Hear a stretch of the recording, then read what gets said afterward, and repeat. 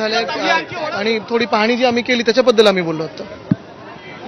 हा जो प्रकार सुरू आहे आपल्यासोबत, आपण मंत्रिमंडळात कुणाजवळ बोललात का गृहमंत्री सचिवाजवळ बोललात? गृहमंत्र्यांना बदलापूर बद्दल बोलायला वेळ नाहीये. आमचे अभिषेक घोसाळकर यांना गोळी मारली गेली, हत्या केली, तर ते बोलले कुत्र खालती आलं तर परत गृहमंत्र्यांना बोलणार का?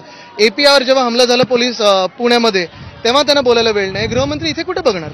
गृहमंत्री राजकारण करत असतात. आज माध्यमांच्या माध्यमातून काय आव्हान करताय महाराष्ट्राला? मी माध्यमांच्या माध्यमातून हेच आवाहन करीन की आपण सगळे पाहताय आमच्या मागे जो छत्रपती शिवरायांचा पुतळा पडला आहे तो भाजपाच्या भ्रष्टाचारामुळे पडलेला आहे, मिंदेंच्या खोक्याच्या भ्रष्टाचारामुळे पडलेला आहे आणि ते जग जाहीर आहे.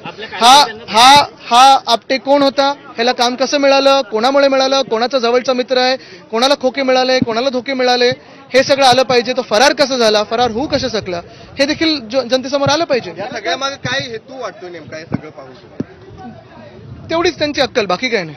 खरं तर हा एक संपूर्ण पुतळा पाहिल्यानंतर संपूर्ण महाराष्ट्राने खरं तर या ठिकाणी खूप हळहळ व्यक्त. हेच तर मी सांगतोय.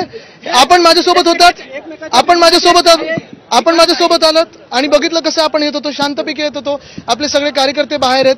मग पोलिसांनी ह्या बाकीच्या कार्यकर्त्यांना कसं येऊ दिलं? एसपी कोण आहेत आता सांगा मला इकडचे?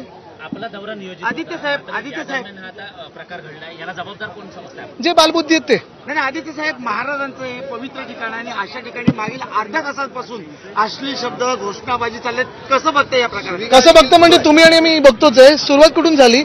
आम्ही तर कार्यकर्त्यांना रोखलेलं ना, तर हे साफ झाले असतात आतापर्यंत. क्या कहेंगे आदित्य जी, इस तरह की घटना यहाँ पर होती है आपको? मुझे लगता है इस घटने से ज्यादा घटना जो ये घटी है ना, ये दिखाओ, क्योंकि ये सबसे दुर्भाग्यपूर्ण है. इसमें भ्रष्टाचार है और ये भाजपा का भ्रष्टाचार है.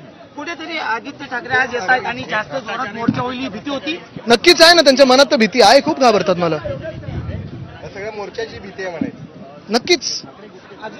आदित्य साहेब, आपण गृहमंत्र्याला काय आवाहन कराल? गृहमंत्री महाराष्ट्रात आहेत तरी का? ते जात असतात दिल्लीला आणि स्वतःचं राजकारण बघत असतात. आपण किती वेळ या ठिकाणी थांबणार? जेवढा वेळ थांबायला लागेल तेवढं. राजकारण होताना दिसतंय का यामध्ये? एसपी कुठे आहेत मला सांगा जरा. एसपी आले पण त्या तिकडे आहेत, लपले असतील कुठेतरी.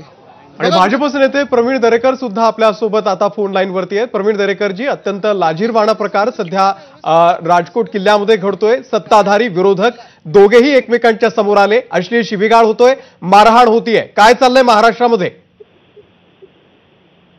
मला वाटतं झालेला प्रसंग हा दुर्दैवी आहे, याविषयी कोणाचं दुमत नाही. या संदर्भात राज्याचे मुख्यमंत्री एकनाथरावजी शिंदे, देवेंद्र फडणवीसजी आणि अजितदादांनी प्रतिक्रिया